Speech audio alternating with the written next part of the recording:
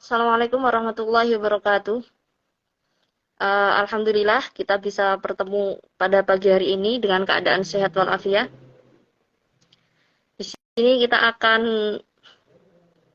berbincang-bincang dengan PPN HI.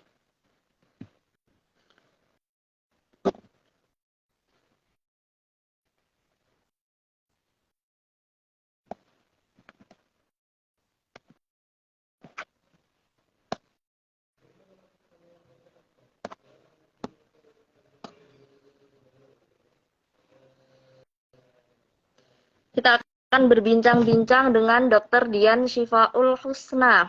Beliau adalah alumni FK Unisula Semarang. Kita tunggu dulu ya, ini masih menyambungkan dengan Instagram beliau. Oh iya, sebelum itu mari kita memulai dengan membaca niat terlebih dahulu. Semoga apa yang akan kita pelajari hari ini bisa bermanfaat untuk diri kita pada khususnya dan untuk orang lain pada umumnya. Amin ya rabbal alamin. Bismillahirrahmanirrahim. Nawaitu ta'allum wa ta'lim wa tadakkur wa tadkir wan naf'a wal intifa wal ifadah wal istifadah wal hassa ala tamassuki bi kitabillahi wa sunnati rasulih wa du'a ilal hawa wa dalalah alal khair ibtigha wajhillahi wa mardhatih wa qurbihi wa thawabihi. Kemudian kita baca Fatihah, semoga apa yang menjadi hajat kita pada pagi hari ini bisa berjalan dengan lancar. Amin Allahumma amin. Ila hadratin Nabil Mustafa wa ila jami'i masyayikhina al-Fatihah. A'udzubillahi minasyaitonirrajim. Bismillahirrahmanirrahim. Alhamdulillahirabbil alamin arrahmanir rahim maliki yaumiddin. Iyyaka na'budu wa iyyaka nasta'in ihdinas siratal mustaqim siratal ladzina an'amta 'alaihim ghairil maghdubi 'alaihim waladdallin. Amin. Bentar, tak nutup itu.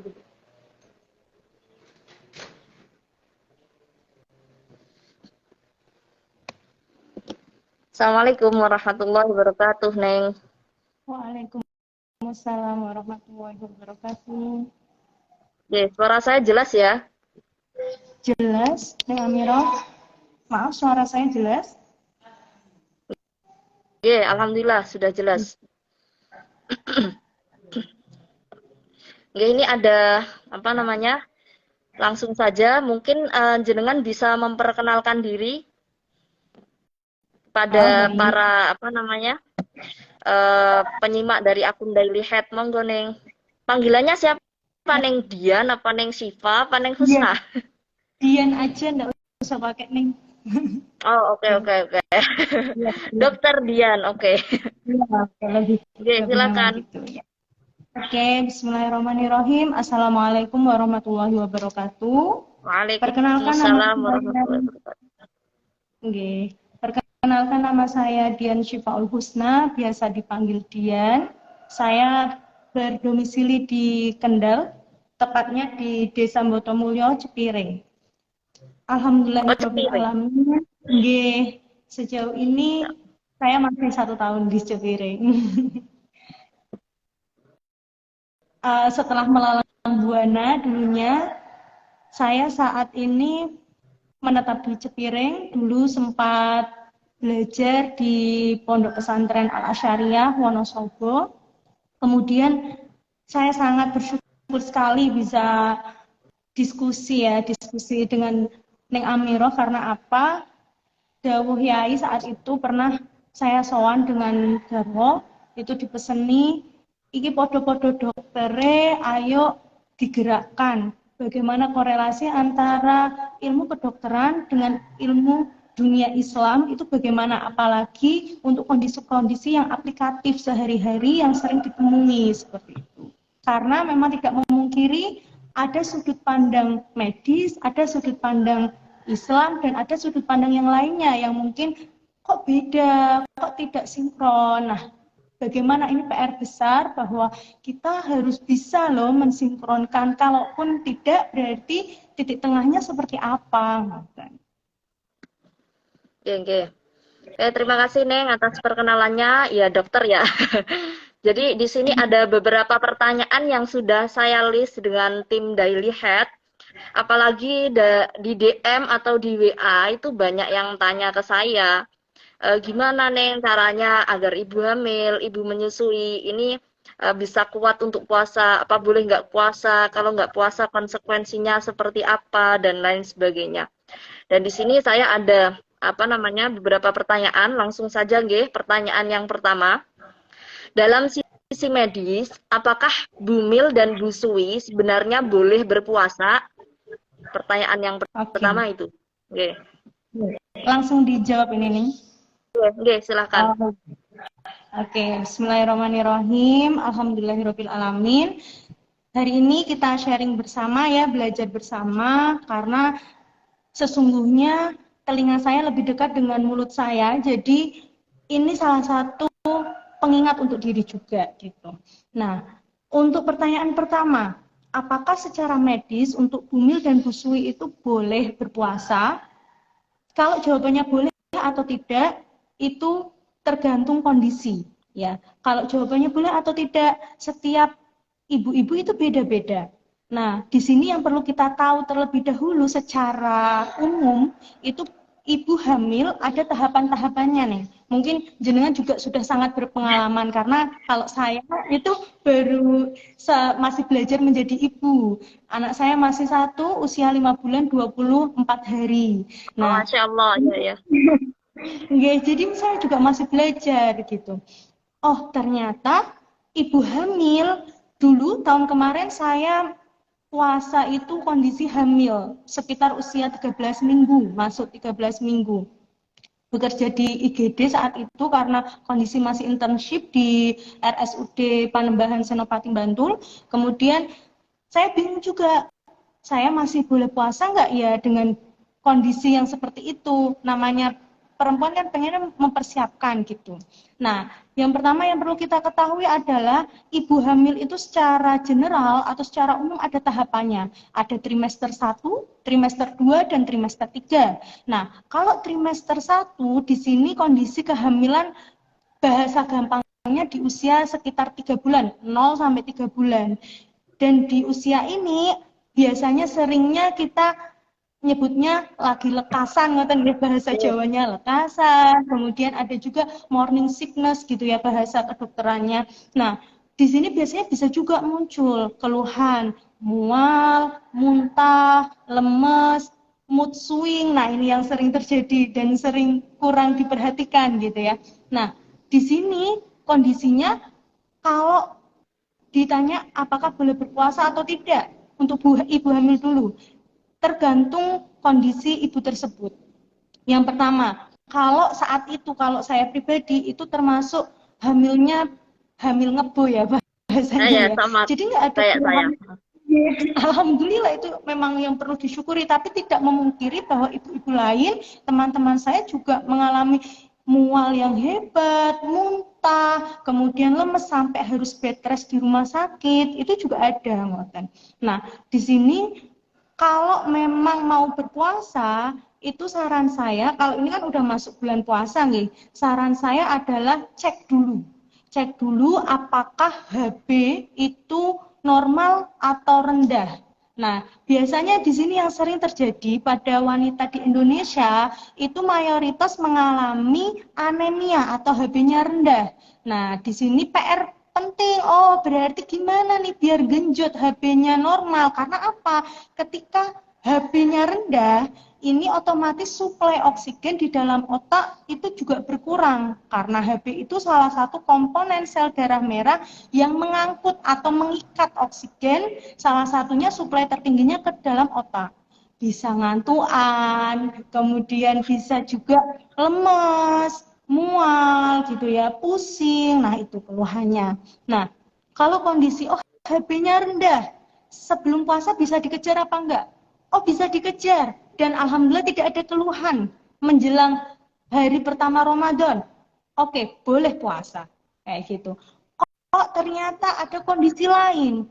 pemberat sebelumnya, sebelum hamil ada asma, kemudian yang sering kambuh ya, asma yang sering kambuh, kemudian memang ada kondisi-kondisi penyakit tertentu, itu perlu dikonsultasikan ke dokter atau ke tenaga kesehatan terdekat agar bisa memantapkan, oh saya puasa atau enggak gitu.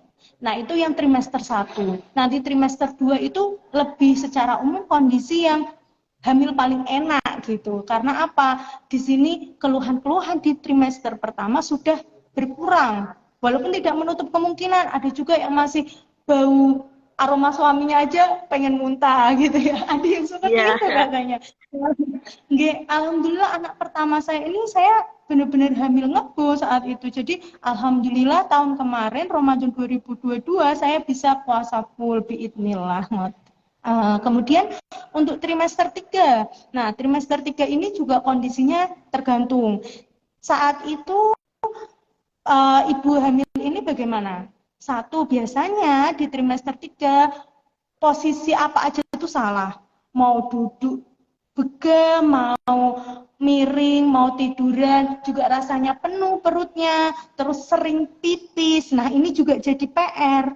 Ketika perut semakin membesar, rahim semakin membesar, itu akan menggencet atau mendorong bagian kantong kemih sehingga sering pipis. Nah, kondisi puasa kita tahu bahwa cairan yang masuk itu otomatis bergeser.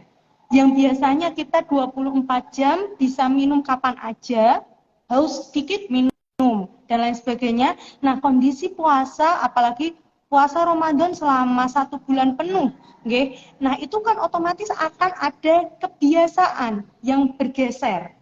Nah di sini PR-nya gimana kita menjaga agar kestabilan tubuh itu tetap stabil, tetap terjaga, ngoten. Karena apa? Kalau sering pipis tapi asupan cairannya kurang, kemudian nutrisinya kurang, nah itu otomatis juga akan menyebabkan salah satunya resiko dehidrasi. Nah, dehidrasi ini juga menjadi indikasi secara medis bahwa ibu-ibu hamil atau ibu menyusui tidak berpuasa, diperbolehkan untuk tidak berpuasa. Ini ada satu pertanyaan dari penyimak ya, dari Mbak Tianda Iza. Dok tanya, kalau ibu hamilnya kuat puasa, tapi tiap dibawa puasa, gerakan bayinya lemah banget, bahkan cenderung nggak terasa bergerak. Apakah bahaya jika dilanjut puasa? Pertanyaannya. Oke Mbak Tia ya, saya izin menjawab. Jadi kalau kondisi puasa sekarang usia kehamilannya berapa minggu? Itu dicek dulu. Biasanya gerakan janin itu muncul di usia-usia trimester 2, sekitar usia 15 sampai 20 mingguan. Itu muncul gerakan janin. Nah, di sini kok tak bawa puasa, dicoba 1 hari mungkin di awal puasa, di hari pertama Ramadan. Kok gerakannya menurun, padahal ibunya nggak ada keluhan, tapi kok janinnya kok kayaknya nggak seaktif biasanya.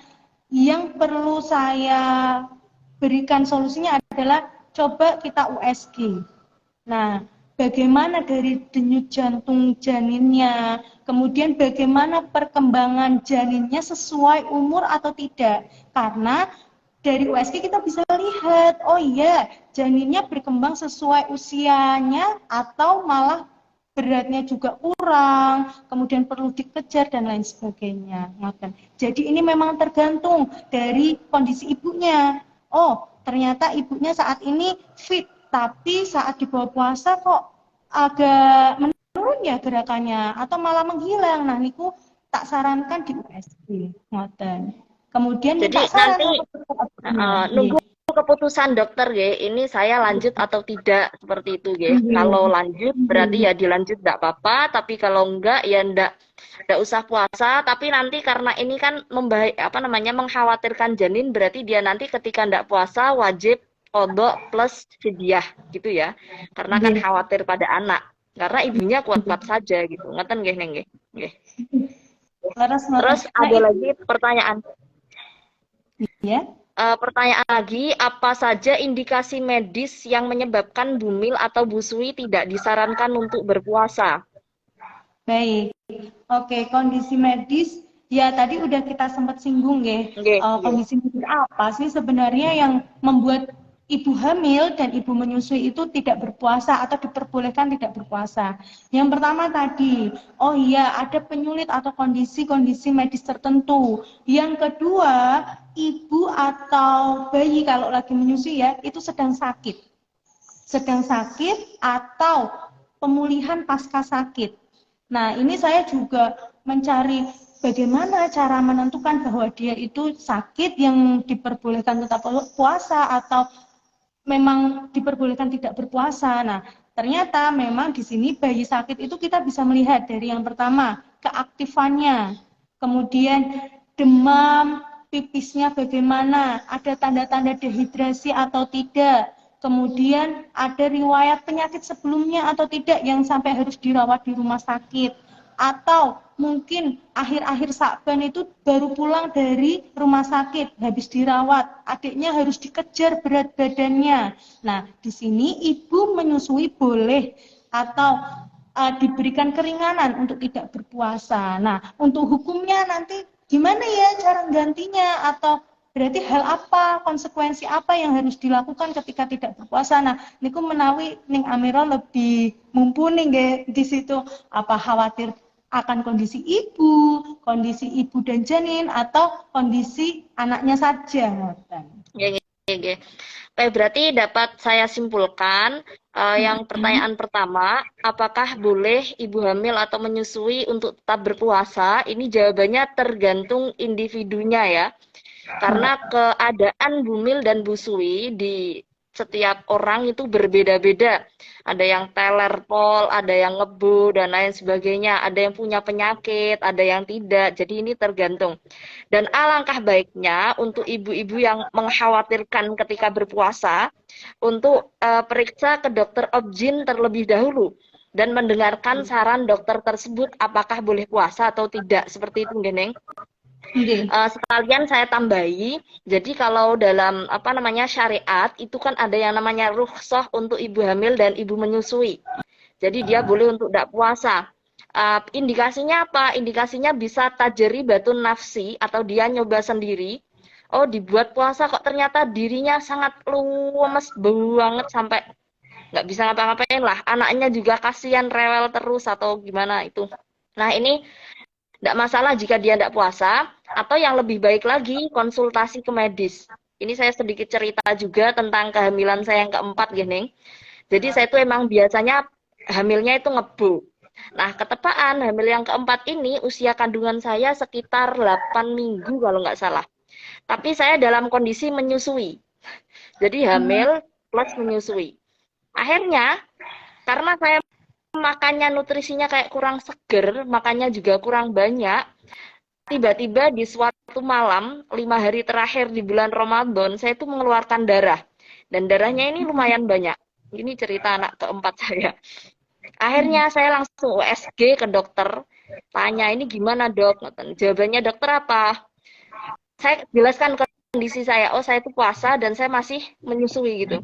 Oh ya udah, anaknya udah berhenti, nggak usah disusuin lagi, kemudian jenengan nggak usah puasa dulu karena janin Anda ini ibarat tanaman itu sedang butuh-butuhnya disirami, sedang butuh-butuhnya untuk dikasih gizi gitu. Mungkin Anda kuat-kuat saja tapi anak Anda tidak gitu. Akhirnya ya sudah, jadi enaknya saya puasa atau enggak dok? Saya tanya gitu, jawab dokternya, kalau dari saya, dari sisi dokter, nggak usah puasa dulu gitu. Oh, kalau jenengan mengucapkan seperti itu, ya saya ikuti saran jenengan. Akhirnya di 5 hari terakhir itu, saya nggak puasa. Jadi baru kali ini ketika hamil, saya nggak puasa itu ya ketika ini ada flag ini, ada indikasi medis seperti ini. Untuk kehamilan saya di kehamilan sebelumnya, itu saya tetap puasa. Menyusui puasa, hamil puasa. Tapi yang akhir ini saya tidak puasa ya karena ada indikasi seperti itu. Jadi penting sekali ya untuk ibu-ibu yang ada di luar sana, nggak cuma dengar omongan orang tok. Misal ada ibunya atau suaminya kan kadang gitu ngomong, wes gak usah puasa sampean gitu. Padahal aslinya ibunya kuat gitu kan. Ini kan juga kurang kurang pas ya. Atau misal ketika itu anaknya rewel, ya enggak masalah kan, rewel-rewel dikit itu kan ya wajar gitu loh. Yang penting dia kan nggak dehidrasi, seperti itu nggih Dok ya. Jadi ini Iya. yang dijadikan gegampang sama orang-orang hamil dan menyusui adalah mereka nggak puasa dengan alasan hamil dan menyusui. Padahal secara indikasi medis ataupun ketika mereka coba sendiri, itu sebenarnya aslinya masih kuat puasa. Jadi kalau menurut saya yang seperti itu harusnya tetap berpuasa. Karena yang namanya rukhsah itu kan ya sebaiknya dilakukan ketika dalam kondisi ya ada seperti itu, ada kasus-kasus yang membuat dirinya terancam bahaya atau anaknya atau janinnya terancam seperti itu. Ngoten. Ya, setuju nih. Jadi memang kadang sering menyimpulkannya dengan, oh saya lihat di story-nya ini, oh saya lihat di sosmednya ini, oh boleh kok nggak puasa. Saya kasihan nih sama janinnya, saya kasihan nih sama bayinya. Ntar kalau saya lemes sampai pingsan gimana? Jadi itu sebenarnya ketakutan. Ketakutan yang belum tentu terjadi dan setiap ibu-ibu pasti berbeda. Nah, Nggih. memang kalau kondisinya itu fit, kemudian sebelum masuk bulan Ramadan juga kondisinya oke, nutrisi tercukupi, itu insya Allah tidak ada alasan gitu, tidak ada alasan yang membolehkan atau apa ya, gampang kayak gitu ya. Tapi memang kembali lagi setiap ibu-ibu itu punya kondisinya masing-masing dan bisa Nggih, nggih. dikonsultasikan ke expert. Nggih. Jadi tetap seperti itu ya. Ya, walaupun sebenarnya tanpa alasan kalau dalam fikih ya enggak masalah sih kalau rukhsah itu ternyata. Jadi kayak safar misal, safar. Dia pokoknya melakukan perjalanan, ya boleh, enggak puasa gitu. Walaupun dia aslinya kuat tapi enggak puasa ya enggak masalah gitu. Karena itu Tapi kalau menurut saya, karena itu rukhsah, nggih, maaf tadi salah. Terus kemudian yang perlu diperhatikan lagi adalah apa namanya? Ketika kita melakukan rukhsah tersebut, ini yang sering di apa namanya? Kurang diperhatikan orang adalah nggak apa-apa wanita hamil dan menyusui itu nggak puasa, nanti cukup diganti fidyah saja. Nah, itu. ya.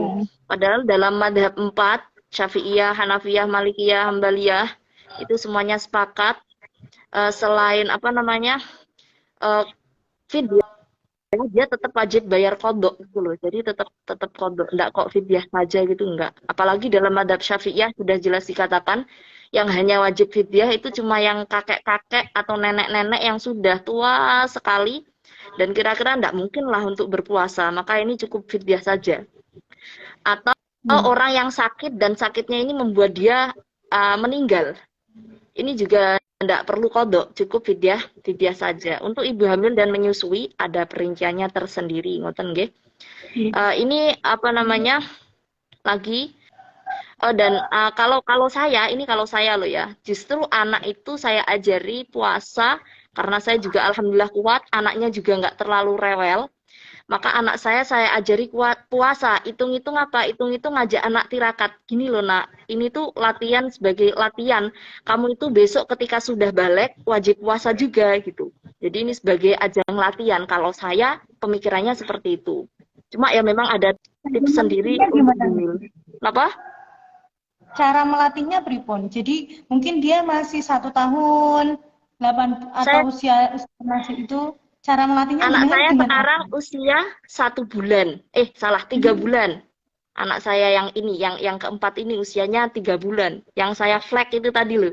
Sekarang 3 bulan dan alhamdulillah dia lebih jarang menyusui daripada hari biasa. Ketika Oh, puasa ini loh. Iya gitu. Tapi sebelumnya saya sounding. Soundingnya seperti apa? Dek, besok kita puasa. Ibu puasa, adik juga belajar ya untuk puasa. Jadi maaf nanti kalau air susunya agak nggak enak, nggak masalah gitu. Kita sedang menjalankan perintah Allah, bukan menjalankan sesuatu hal yang buruk gitu. Jadi saya semangati, ayo semangat, kita pasti bisa. Saya semangati seperti itu. Tapi nggak lupa, tetap harus usaha dohir loh ya. Asupan gizinya diperhatikan. Jadi saya makannya 3 kali. Ketika buka, sebelum tidur, sama ketika sahur.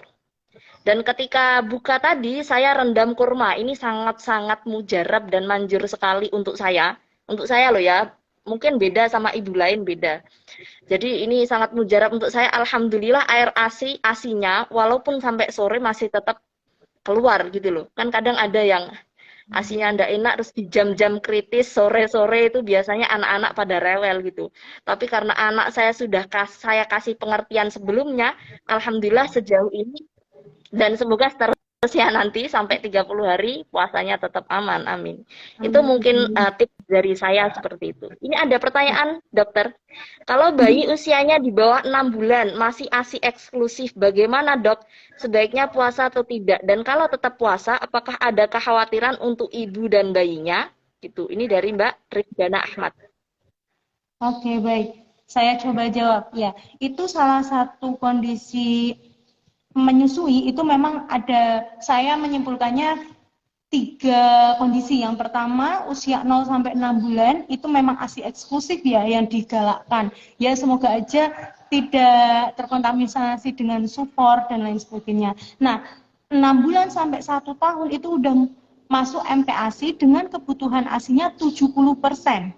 MPASI itu memenuhi nutrisi 30%. Nah, dari usia di atas 12 bulan sampai menyapi kan ada yang 2 tahun, ada yang lebih, ngoten nggih. Nah, itu kebutuhan ASI 30% dan kebutuhan MPASI-nya 70%. Nah, qadarullah saya juga saat ini masih ASI eksklusif. Awalnya deg-degan juga, wah gimana ini nanti nutrisinya pripon. Nah, alhamdulillah semenjak Rojab itu saya cari pokoknya gimana caranya biar bisa manfaat juga untuk orang lain bahwa kita masih bisa puasa loh dengan ASI eksklusif. Nah, yang pertama itu dari kesimpulan dari Arab Saudi ada ikatan namanya IFWAN itu menyatakan bahwa memang diperbolehkan untuk ibu-ibu yang masih memberikan ASI eksklusif tidak berpuasa. Tetapi itu dengan indikasi dokter. Kalau sebelumnya itu memang kondisi nutrisinya tercukupi, seperti tadi nih Amiro cerita, betul banget, kita harus memenuhi asupan saat puasa itu minimal 3 kali makan besar. Nah, 3 kali makan besarnya tadi memang saat berbuka puasa, gimana caranya kita komunikasi sama suami, ini adik, kalau tak maem dulu, terus nanti gantian dan lain sebagainya, makan tercukupi. Nah, kemudian habis terawih juga makan besar. Makan besarnya yang sehat ya. Kadang kan, wah pengen seblak, pengen mie, pengen ya. itu. Ya, saya makan nasi biasanya. Leres. Kemudian yang ketiga itu saat sahur. Nah, kondisi ini harus terpenuhi makan besarnya. Kadang menyimpulkannya, saya udah makan, tapi kok saya masih lemas dan lain sebagainya. Kita lihat dulu kandungannya. Karbohidratnya bagaimana, proteinnya hewani maupun nabatinya seperti apa, kemudian lemaknya. Nah, niki ngapunten seringnya mungkin belinya gorengan di luar yang minyaknya sampai sangat jelantah gitu, sampai iya. Nah, itu kalau memang pengen gorengan tidak masalah. Kalau yang dianjurkan dari jurnal tersebut memang menggunakan lemak-lemak yang tidak jenuh, itu pakai olive oil, canola oil, tapi itu sepertinya kalau untuk menengah seperti kita ini agak sulit. Nah, minimal kita pakai minyak atau pengen gorengan, goreng di rumah. Minyaknya kan kita bisa pantau, isinya itu Royco-nya, Masako-nya, ini malah nyebut merek, itu enggak terlalu banyak, bisa kita kontrol sendiri seperti itu. Nah, itu memang nutrisi harus diperhatikan. Nah, yang paling penting kita tahu ASI itu berbentuk cairan. Nah, asupan air. Kemarin sempat ada teman yang nanya, ini saya lagi hamil, anaknya alhamdulillah yang anak pertama udah disapi, tapi posisi hamil usia 20 minggu. Kok habis buka pusing? Nah, saya tanya, asupan maemnya pripun? Cairannya pripun? Nah, ternyata itu dari maghrib sampai sahur cairannya masuk sekitar 1 liter. Oh, nggak, sangat kurang memang. Nah, satu ASI itu juga terbuat dari air, maksudnya komponen terbesarnya air yang membuat kuantitas ASI itu air. Nah, kualitasnya kita atur dengan nutrisi. Ngoten. Dengan nutrisi-nutrisi yang tadi, karbohidrat, prona, protein hewani, nabati, kemudian lemak jenuhnya dikurangi sama sayuran dan buah. Ngoten. Nah, ini kalau lagi ASI eksklusif bagaimana? Kondisi ibu pripun? HB-nya kalau memang agak ragu-ragu cek aja darah lengkap. Saya mau cek bisa kan? Ada beberapa tempat yang bisa langsung cek tanpa harus periksa boleh. Memang kalau tidak ada indikasi tertentu nggih, oh dicek HB-nya oke, tensinya oke, kemudian beban kerja saat sehari-hari kalau bisa kan memang diatur ya.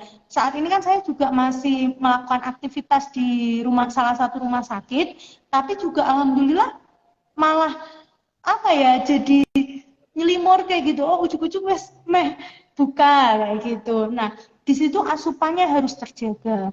Yang berikutnya kalau memang udah biasa minum suplemen ASI, monggo bisa diteruskan.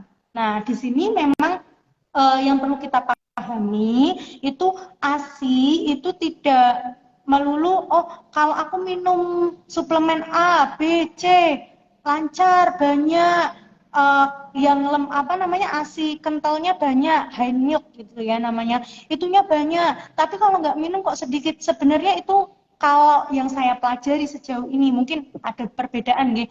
Itu adalah sugesti masing-masing. Karena tadi saya bilang ASI itu terdiri dari kuantitas dan kualitas. Kuantitasnya itu dari air atau cairan yang masuk ke dalam tubuh minimal 3 liter dalam satu hari. Kalau Kalau ternyata digelaskan itu berapa, Dok? 3 liter itu kalau digelaskan itu berapa? kalau 3 liter kalau sehitungan saya pakai gelas belimbing itu sekitar 125 mili. Berarti kalau 3 liter itu kan satu gelas belimbingnya 125. Kita bikin aja gelas belimbingnya agak besar biar hitungannya 150 mili biar gampang hitungnya. Nah 150 mili itu kalau saya ngitung dari maghrib sekitar jam 6 lah gampangannya sampai subuh jam 4 itu ada waktu 10 jam. Nah 10 jam itu kita bisa minum setiap setengah jam itu sekitar 150 milian. Biar apa? Biar asupannya tetap dapat 3 liter tadi. Mungkin ada yang pakai rumus juga 2-4-2. Jadi 2 gelas saat berbuka, 4 gelas selama dari malam sampai mau tidur, 2 gelas saat sahur itu juga bisa. Tapi di sini kan tergantung gelasnya. Gelasnya ukuran seberapa? Kalau gelas belimbing itu biasanya 125 mili hitungannya, ngoten. Kalau mau gampang lagi biasanya saya nyiasatinya itu pakai tumbler. Jadi bawa botol minum itu yang ada miliannya. Terus bisa juga yang nggak ada milian juga nggak apa-apa sih, kan bisa ngirang-ngirang ya. Nah, itu nanti pas terawih tak taruh samping biar ingat ini mau minum dulu. Ada adik yang membutuhkan cairan lebih. Jadi memang harus terpenuhi dari maghrib sampai sahur itu 3 liter. Ngoten. Sepertinya mboten terputus nggih, ngapunten ini kameranya memang ditutup nggih. Ya, ditutup. Anak saya nangis. Nggih, ngapunten. Nggih. Untuk tadi sih Terus pertanyaan selanjutnya ya, Neng. Apa namanya? Tadi sudah dijawab ya secara nggak langsung. Bagaimana tips dari medis agar bumil atau busui lancar dan kuat ketika mau berpuasa? Kalau dari medis itu tadi ya, apa namanya, memperhatikan asupan gizi gitu ya. Terus kemudian ada pertanyaan lagi. Apakah dengan berpuasa kualitas ASI menjadi kurang bagus? Atau itu hanya sugesti saja gitu? Ini pertanyaannya. Oke. Kalau puasa kualitas ASINya gimana ya? Rasanya gimana ya? Kok adiknya jadi rewel gitu biasanya? Kok ada ini kok jadi malas nyusu gitu. Nah, di sini yang perlu kita perhatikan adalah kembali lagi. Tadi prinsipnya ASI itu terdiri dari kuantitas dan kualitas. Kuantitasnya itu terbentuk dari cairan yang kita konsumsi selama maghrib sampai sahur. kualitasnya itu dari nutrisi.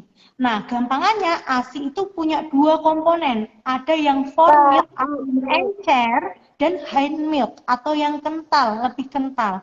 Ini semua Allah ciptakan pasti nggak mungkin cuma-cuma. Kalau orang dulu kan, ayo ditok tes sing cair, kuwi ra rasane, nanti baru yang kental baru diminumkan. Itu sebenarnya kurang tepat karena kalau dari segi medis, formik itu juga ada kandungannya. Kandungan antibodi untuk ketahanan tubuh, untuk perkembangan otak yang encer itu juga ada manfaatnya. Kemudian hind milk, namanya hind milk berarti benar-benar di dasar, di posisi saat menyusui sampai kerasa enteng payudaranya. Oh, berarti hind milk-nya dapat. Mungkin bagi ibu yang pumping, yang memerah ASINya bisa ngelihat, oh iya, ada endapan ada yang encer, ada yang kental. Nah, itu berarti hind milk-nya segini. Nah, itu.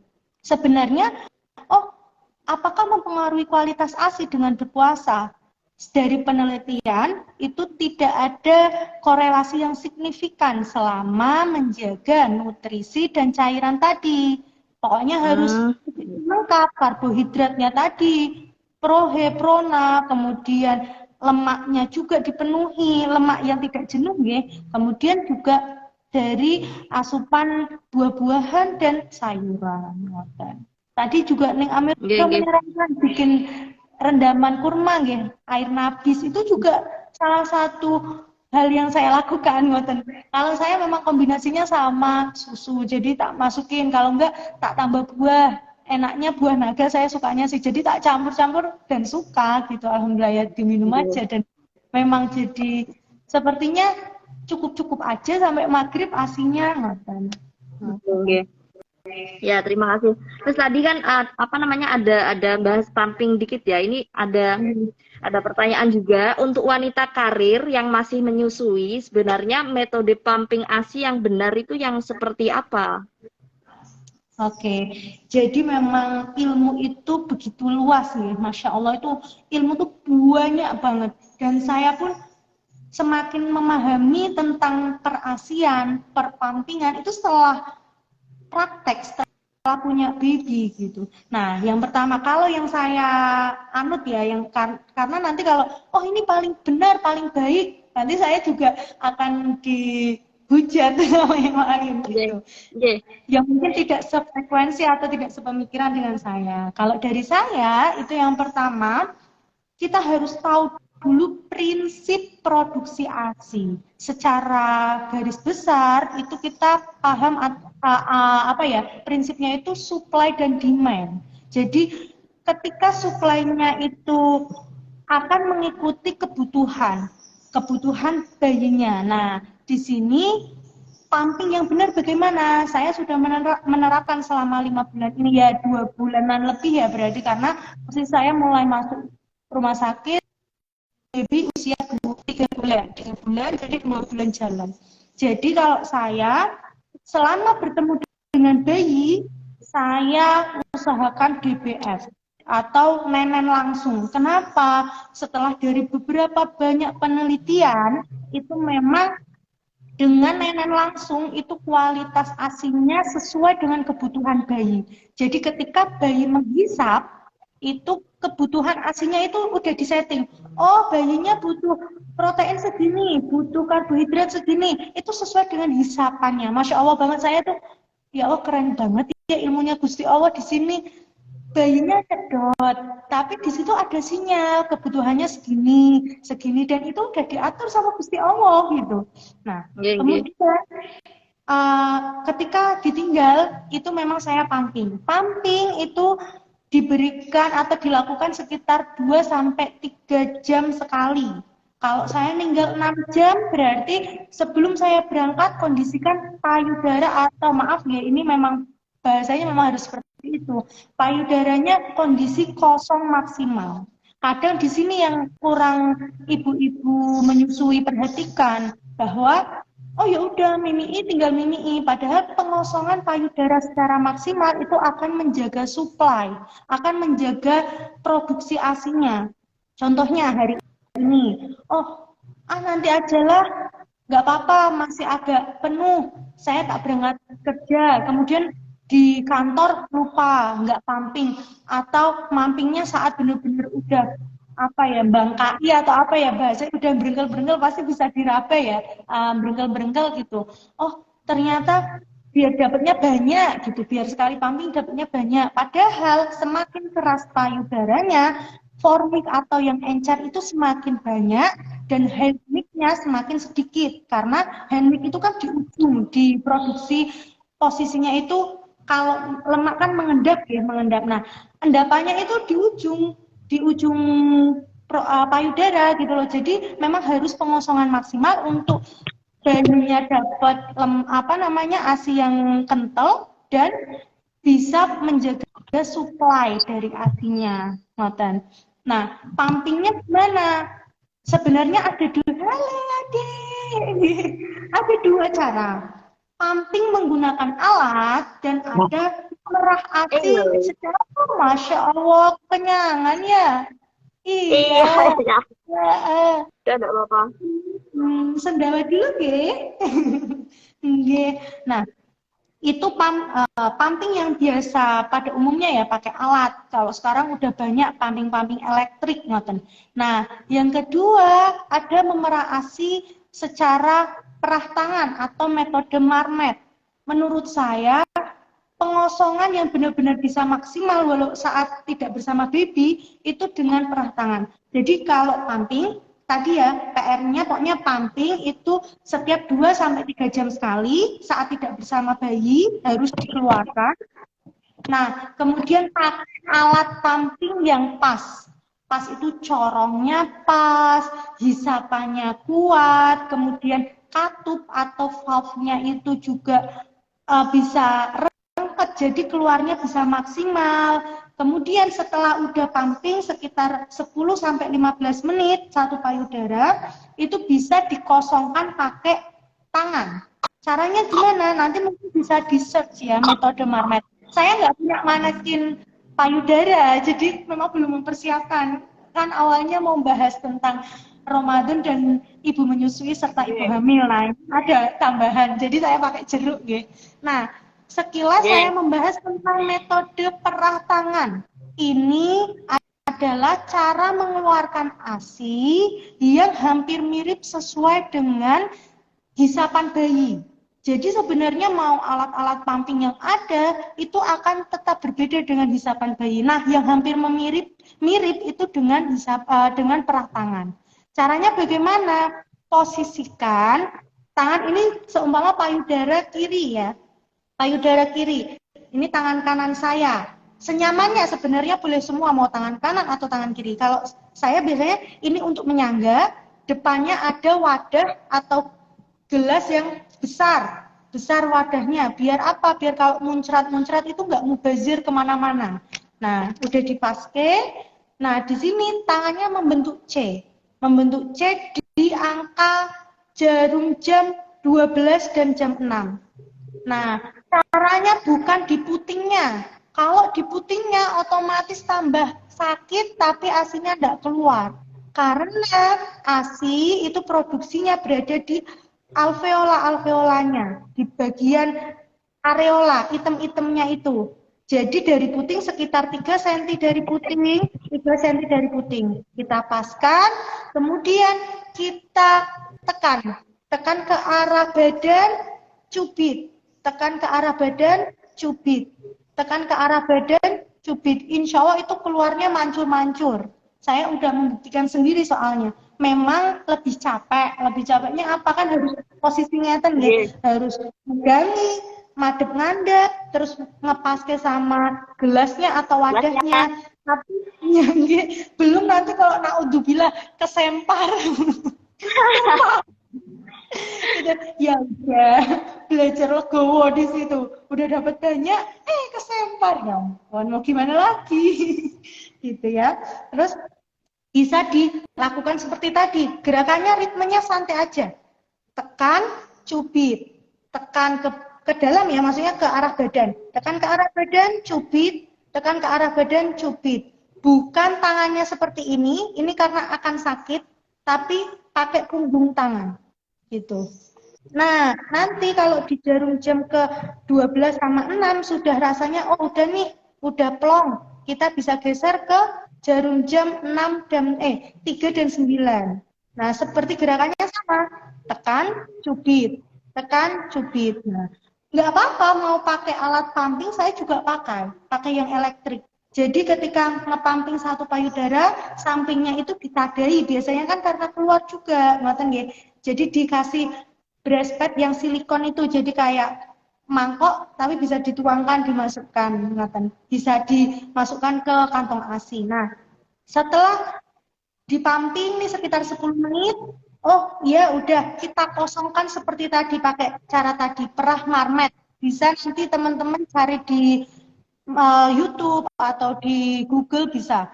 Perah marmet tadi prinsipnya tekan cubit, tekan cubit. Nah, itu di bagian tepi hitam-hitam payudara, bukan di puting ya itu. Itu yang sering salah kaprah. Di bagian tepi payudara, ngoten. Nah, kalau benar-benar sampai kosong sampai enteng, itu berarti memang pengosongannya sudah maksimal. Jadi insya Allah nanti hari berikutnya suplainya akan sama atau produksi ASINya akan sama. Nah, PR berikutnya juga ketika menyimpan ASINya itu kalau memang tidak bisa full satu plastik, satu kantong ASI, dihilangkan udaranya. Saya tidak bawa contoh ya, soalnya udah masuk kulkas semua. Jadi pokoknya kalau masih ada celah sebelum diklip, itu pokoknya dibuang dulu anginnya sebisa mungkin, terus diklip. Karena apa? Biar mengurangi kontaminasi dari udara yang ada di dalam kantong tersebut. Biasanya ada beberapa bayi yang menolak. Kok ASI kalau habis diperah langsung diminumkan mau, tapi kalau diperah masukin kulkas kok nggak mau. Ternyata banyak kejadian ngeklipnya sembarang, ya udah tinggal tutup aja. Ternyata memang anginnya harus dikeluarkan dulu biar mengurangi kontaminasi dari udara yang ada di dalam kantong. Apa ini pengaruh juga bikin bayi kembung atau tidak gitu, Dok? Bisa nanti pengaruh ke kembung, ke kolik, terus kok gumoh terus yang berlebihan, dan evaluasi juga dari pipisnya. Oh, bayi itu kecukupan kita itu sebenarnya tidak bisa secara serta-merta ASIku cukup atau enggak, tapi kecukupan ASI terhadap bayinya bisa kita pantau dari buang air kecilnya. Minimal dalam satu hari itu 6 kali pipis. Kemudian dari berat badannya, kenaikannya sesuai dengan kurva yang ada di KMS. Bayi yang sehat itu tidak dilihat dari kasat mata. Oh, bayinya ini ginu-ginu, oh yang ini kurus. Jujur saya soalnya pernah juga kayak overthinking, oh bayiku kok nggak segemuk yang itu ya gitu. Tapi memang itu perempuan itu apa-apa dirasa kayak memang harus dilawan ya, jangan kayak gitu, memang harus ada support system yang lain, salah satunya suami saya gitu. Jangan insecure karena kita itu melalui pengukuran yang akurat, bukan hanya kasat mata. Bayi-bayi gembulita itu belum tentu sehat, tapi tidak menutup kemungkinan sehat juga. Yang kita butuhkan adalah bayi sehat yang sesuai dengan kurva KMS yang kita bawa ke puskesmas ataupun ke dokter saat posyandu atau kontrol berat badan. Mungkin ada ya yang nggak ke orang-orang kota itu kan jarang ada posyandu di desa seperti itu ya, atau ke puskesmas, jadi ke dokter-dokter. Kalau saya sih timbangannya ke posyandu, jadi bisa ya tahu, atau ke puskesmas, dilihat kurvanya, dan yang dilihat bukan hanya di garisnya, garis hijau, kita lihat dari berat badan lahirnya, karena setiap anak beda-beda. Contohnya anak saya lahirnya berat badannya 2.735 gram. Itu kenaikannya tidak bisa langsung melebihi yang mungkin lahirnya 3,5 kilo atau 4 kilo. Pasti akan berbeda. Tapi yang penting titiknya itu naik terus dan tidak melewati garis merah. Ngoten. Ya. Ya, terima kasih. Jadi apa namanya perlu diperhatikan anunya ya, nggak cuma dari penglihatan mata, tapi juga dari sisi grafiknya naik atau tidak seperti itu, nggih, dokter. Selagi grafiknya terus naik, berarti anak kita ya insya Allah sehat. Tapi kalau grafiknya kurang sesuai, nah ini yang perlu di apa namanya jadi PR untuk ibu-ibu. Dan inilah apa namanya pesan untuk kita agar tidak selalu mengedepankan perasaan. Perasaan, nah itu kan biasanya ibu-ibu seperti itu, gampang overthinking. Jadi gimana caranya agar kita nggak terlalu overthinking? Ya belajar, cari ilmu. Kalau Anda sedang hamil, ya cari ilmu kehamilan. Kalau Anda sedang melahirkan, maka cari ilmu tentang melahirkan. Kalau Anda sedang menyusui, berarti cari ilmu tentang menyusui. Kalau Anda dituntut untuk pumping, berarti Anda harus cari ilmu tentang pumping atau merah ASI gitu ya. Mungkin kesimpulannya. Jadi kita sebagai perempuan gimana caranya untuk mengimbangi apa namanya perasaan-perasaan yang kurang mengenakan, caranya adalah dengan terus belajar dan tidak berhenti belajar. Mungkin itu pesannya ya dokter ya. Ya terima kasih untuk dokter yang terakhir, pertanyaan terakhir dan ini insya Allah akan jadi penutup kita. Pesan dokter untuk para ibu hamil dan menyusui selama bulan puasa. Oke, ya. Kalau pesan saya itu yang pertama adalah untuk ibu hamil dan ibu menyusui selama bulan puasa.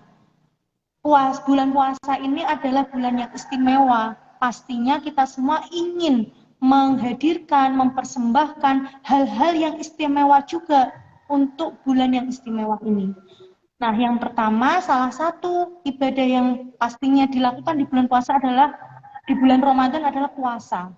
Nah, di sini yang bisa memampukan kita untuk berpuasa adalah Allah. Makanya yang pertama yang sering kalau ada teman-teman pasti ya nanya, gimana dok caranya saya biar bisa kuat puasa lagi hamil, lagi menyusui. Minta sama Allah, minta dimampukan untuk berpuasa. Itu pesan pertama yang saya sampaikan. Yang kedua, cukupi nutrisi. Tadi seperti yang saya sampaikan, nutrisi-nutrisi yang harus dicukupi.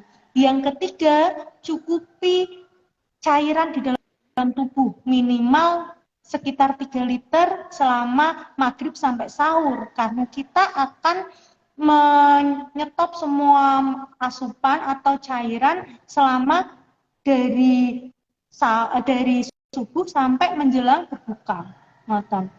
Nah, yang ketiga, jika memang masih mengonsumsi suplemen ASI, monggo bisa dikonsumsi sesuai dengan dosis kadar yang ditentukan, tidak over dan tidak berlebihan. Kemudian, tidak memaksakan diri jika sudah muncul gejala atau keluhan dehidrasi yang tadi pusing, mual, muntah, lemes, kemudian kok pipisnya juga berkurang atau pipisnya maaf agak berbau, itu bisa mulai waspada. Oh iya, kalau saya mau mantep boleh periksa apakah memang kebutuhan cairan saya kurang atau tidak. Oh iya, biasanya mimiknya kurang, berarti cairannya air putihnya ditambah. Nah, yang terakhir itu semua kondisi ibu itu berbeda. Mau yang A, yang B, yang C, jangan pernah melakukan judgement. Saya bisa puasa pun, kok kamu nggak bisa? Karena kondisinya memang berbeda, tapi perbedaan itu atau kondisi itu bisa ditentukan oleh indikasi medis yang sudah didiagnosis oleh dokter. Atau memang benar-benar saat itu lagi serangan, udah cuacanya panas, kemudian ibunya juga tadi malamnya minumnya kurang, sahurnya sedikit, tiba-tiba siang hari memang benar-benar lemas sampai pusing, sampai kayak geliar-geliar, itu memang boleh dibatalkan. Tapi itu PR juga untuk ibunya. Oh, berarti sebenarnya saya mampu, lah nggak ada penyulit yang lain. Cuma saya sendiri yang kurang ngati-ngati, saya sendiri yang lalai, tidak memenuhi asupan. Padahal diri ini bukan untuk diri sendiri kayak dulu pas masih lajang ya, mau makan apa aja, buka apa aja, pengen pedes, pengen asin, lain sebagainya, monggo. Tapi ingat, ada bayi, ada janin yang perlu kita perjuangkan kesehatannya dan itu amanah dari Allah Subhanahu wa Ta'ala. Masya Allah, ya terima kasih dokter. Terus, tapi ini ada satu pertanyaan yang kelewat ternyata. Okay. Kalau rendaman kurmanya beli yang sudah instan, gimana dok? Kandungannya tetap sama dengan tidak, sama atau tidak dengan yang bikin sendiri gitu? Nah, Ini pertanyaan. pertanyaan belinya di mana? Belinya dia instannya itu apakah di toko-toko yang mungkin ada expirednya, maksudnya dalam jangka waktu yang lama, padahal kita tahu rendaman kurma jika melebihi 24 jam pun udah nggak bagus, malah ada yang mengatakan lebih dari 16 jam itu udah kualitasnya udah nggak bagus karena akan menjadi arak atau bisa memabukkan. Memang ini pertanyaannya, beli instannya di mana? Mungkin ada homemade gitu ya. Kalau ngabuburit terus memang jualan, oh ini tak bikin ke, tapi memang rendamannya belum ada dalam jangka waktu lebih dari 16 jam. Monggo-monggo aja. Yang penting kita tahu itu belinya di mana. Instannya seperti apa? Mungkin itu memang perlu pertanyaan lebih lanjut, Nathan. Susu kurma mungkin nih, susu kurma. Susu kurma. Oh, kurma. Kan Ya. sekarang banyak yang seperti itu toh. Lah, kalau yang seperti itu gimana? Kalau ditanya apakah sehat ataukah manfaatnya sama atau tidak, itu kan memang kalau susu kurma yang sudah BPOM, sudah lewat pabrik, itu pasti sudah diatur kadarnya. Cuma kalau saran saya memang lebih baik bikin sendiri. Kenapa? Kita yang bisa tahu, oh ini airnya pakai apa, rendamannya udah berapa lama, kurma yang kita pilih aja banyak banget. Saya tuh semakin kesini berpikir, semua itu tuh ada ilmunya ya. Orang jualan kurma aja, macamnya Masya Allah banyak. Orang awam banyak, pokoknya jadi kalau saran saya memang buat sendiri. Tapi kalau memang sekali-kali mau beli mungkin yang susu kurma yang ada di toko-toko, monggo silahkan. Karena itu pasti sudah lewat uji dari pabrik-pabrik tersebut. Tapi dari yang saya tangkap tadi ya, dari apa namanya pelajaran yang saya dapat dari jenengan, itu ternyata apa yang Allah sudah siapkan itu adalah yang terbaik ya. Contoh tadi kayak pumping, pakai tangan ternyata lebih baik gitu, karena lebih mirip dengan proses menyusui bayi, itu yang pertama. Kemudian kenapa kok DBF atau menyusui langsung itu sangat dianjurkan, bahkan kalau misal seorang ibu nggak bisa menyusui langsung, maka dia diperbolehkan untuk mengambil ibu susu gitu kan ya. Yang penting bisa nyusui langsung. Ternyata itu juga ada hikmahnya, karena dengan seperti itu ASI-nya ini menyesuaikan dengan kebutuhan bayi. Ngoten nggih? Terus pesan Mungkin saya yang terakhir, gimana tambahin gimana? Tambahan sedikit, kadang itu pada bangga, oh iya ASI perah saya, asip saya se-freezer, sekulkas. Nah, padahal memang boleh menyimpan cadangan ASI sebanyak itu, tetapi yang perlu kita ingat, ASI yang paling baru, paling fresh, itu adalah ASI yang paling pas kadarnya untuk bayi kita saat ini. Mungkin yang masuk freezer udah 2 bulan yang lalu, udah sebulan yang lalu. Kandungannya pasti akan berbeda, walaupun boleh-boleh saja. Mungkin karena ada kondisi tertentu yang harus nyimpen ASI sebanyak itu. Tapi yang harus diluruskan bahwa ibu-ibu tuh nggak perlu kok nyetok ASI banyak-banyak kalau memang tidak dibutuhkan. Gitu. Nggih. Kecuali kalau mungkin ditinggal umroh atau pergi kemana mungkin itu ya. Nah, yang seperti itu mungkin kondisi seperti itu. Terus ini ternyata ada pertanyaan lagi padahal mau ditutup ya. Terakhir, rendaman kurmanya bisa diminum nggak dok pas bumil trimester 2? Apa hanya bisa diminum sewaktu trimester 3 saja? Karena katanya kurma bisa memicu kontraksi. Apakah ini mitos ataukah fakta? Saya serahkan pada jenengan. Nggih. Memang kandungan di dalam kurma itu bisa memicu kontraksi, tetapi tidak, kalau makan kurma atau minum rendaman air kurma itu langsung kontraksi itu enggak. Karena apa? ada faktor-faktor lain. Kecapean aja loh, bisa bikin kontraksi itu semakin sering. Maaf, berhubungan yang terlalu sering itu juga bisa membuat kontraksi. Tetapi memang kembali lagi ke kondisi ibunya. Kalau secara umum, rendaman kurma ini tidak apa-apa diminum oleh ibu hamil yang masih trimester 2. Kalau trimester 1 mungkin lebih ngati-ngati ya, pakai doping atau pakai makanan yang lain gitu untuk kekebalan tubuhnya. Tetapi kalau untuk trimester 2 insya Allah aman selama ya udah kita bikin dulu dicoba 1 hari sekali. Bikinnya 1 gelas aja, 1 gelas belimbing kan nggak terlalu besar. Kurmanya kan disunahkan ganjil nggak Neng? Kita bikin 3 lah gampangnya 3. Nah dengan nabis 3 biji sekali sehari kok aman. Kayak uji coba memang trial error. Oh nggak ada kontraksi, nggak ada kenceng-kenceng, oh aman. Boleh diminum. Jadi memang banyak faktor. Tidak melulu karena kurmanya loh yang bikin kontraksi. Saya soalnya gitu dulu mau lahiran udah mulai flek-flek gitu. Loh, kok ini ya belum kontraksi-kontraksi, maem semuanya. Buah kiwi, kurma, nanas. Ya sama aja memang qadarullah belum mau lahir. Jadi saya komunikasi sama adiknya.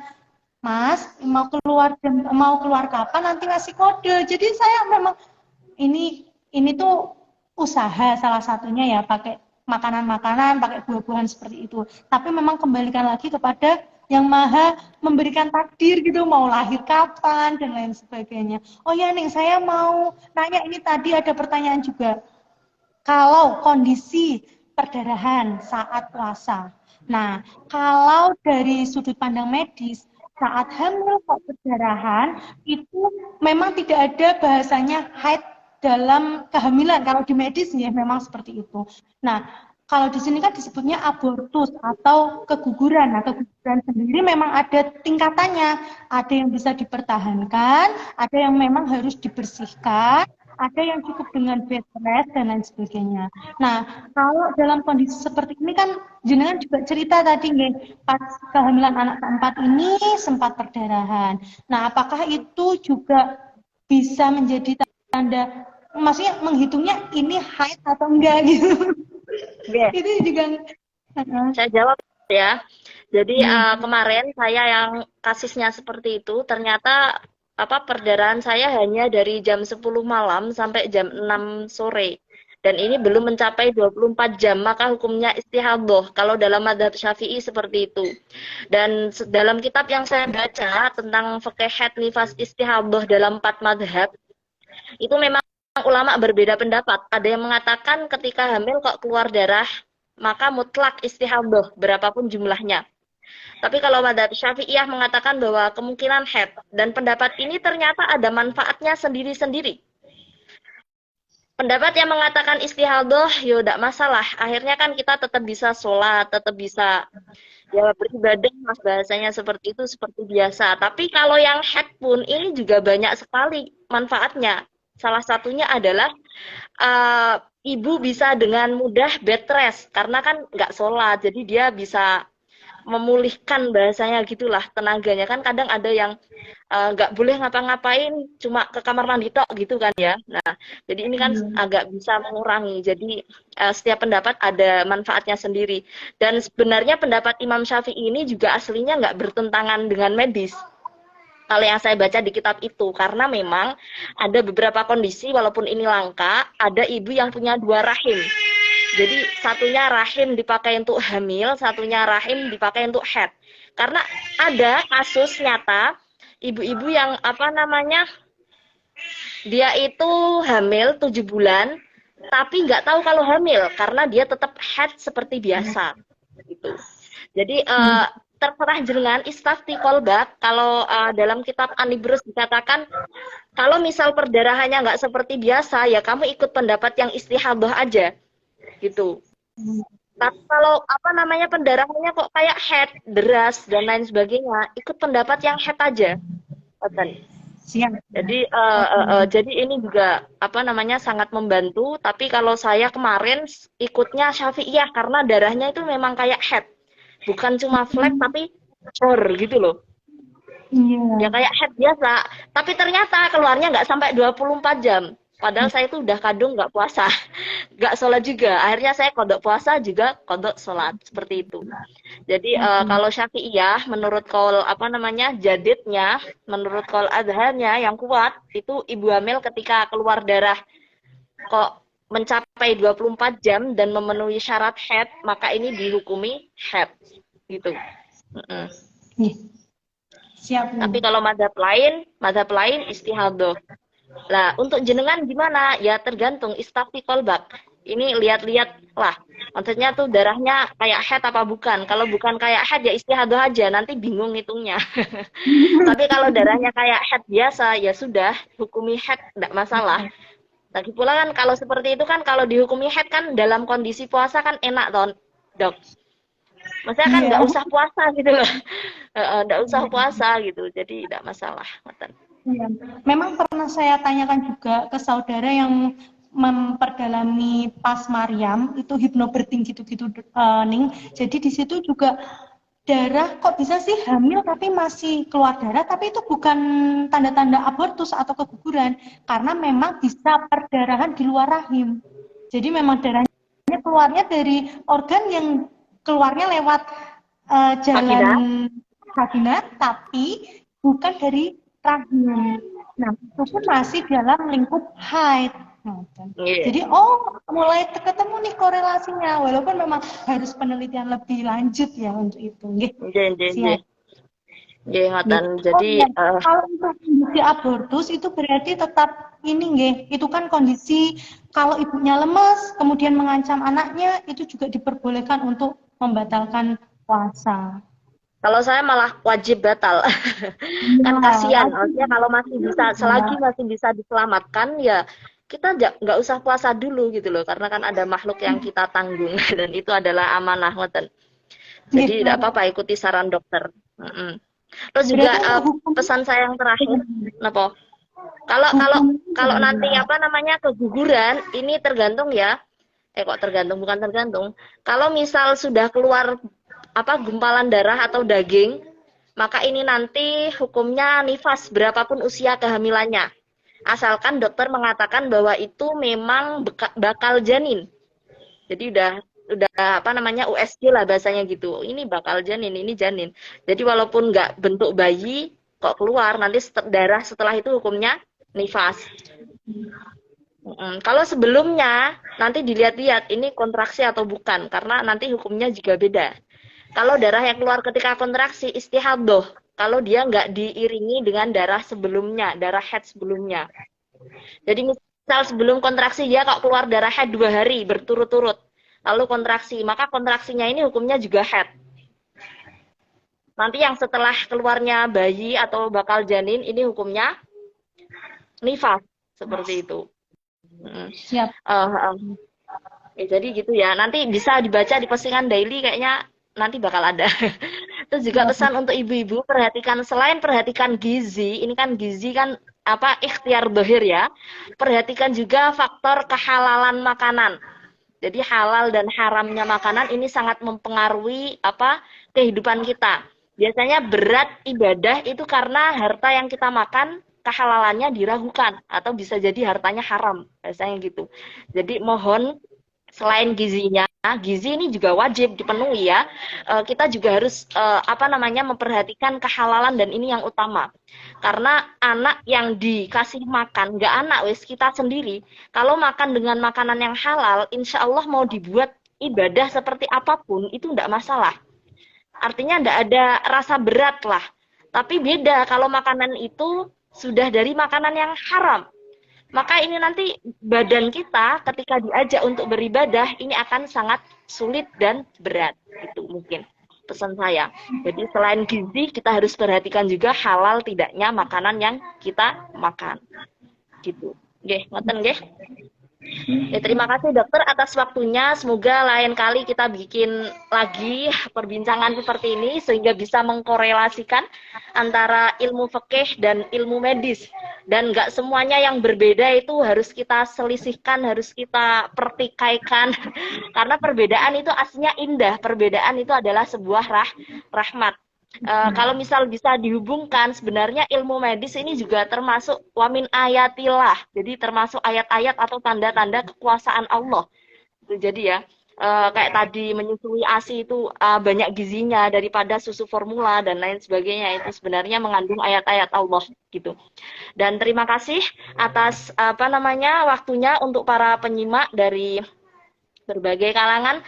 Dan doa saya untuk para ibu-ibu kita termasuk Bumil ya atau Bu Suwi, semoga yang puasa bisa tetap lancar puasanya, semoga yang hamil dan puasa juga lancar puasanya.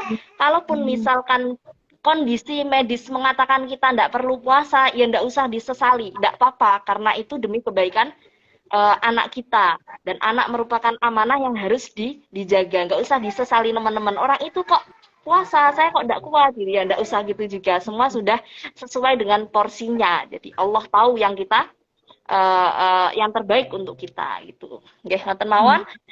Dari saya ngapunten kalau ada salah kata ya dokter, atau mungkin ada kurangnya, banyak kurangnya. Ngapunten sangat, dan terima kasih atas ilmunya, kita jadi tahu apa yang dulunya kita tidak tahu, dan kita juga jadi lebih memperhatikan bahwa nggak cuma soleh dalam agama, tapi juga soleh dalam hal ilmu-ilmu kedokteran atau bukan jiwa, tubuh kita juga harus diperhatikan atau punya hak. Jadi selain agama, kita juga harus memperhatikan tentang ilmu medis. Seperti dalam perkataan Imam Syafi'i, bahwa dua ilmu yang sangat penting sekali. Yang pertama adalah ilmu fikih, yang kedua adalah ilmu tib. Ilmu tib ini adalah ilmu kedokteran. Ngoten nggih, dokter. Terima kasih juga para penyimak. Semoga berkah manfaat fid dini wa dunya wal akhirah. Dan mari kita tutup majelis ini dengan bacaan doa akhir majelis. Semoga apa yang kita dapat bisa memberikan manfaat untuk hidup kita. Bismillahirrahmanirrahim. Subhanakallahumma wa bihamdika asyhadu an la ilaha illa anta astaghfiruka wa atubu ilaik. Nggih, kurang lebihnya mohon maaf. Wassalamualaikum warahmatullahi wabarakatuh. Waalaikumsalam warahmatullahi wabarakatuh. Terima kasih banyak, Neng. Nggih, sami-sami, nggih. Turun. Nggih, saya save.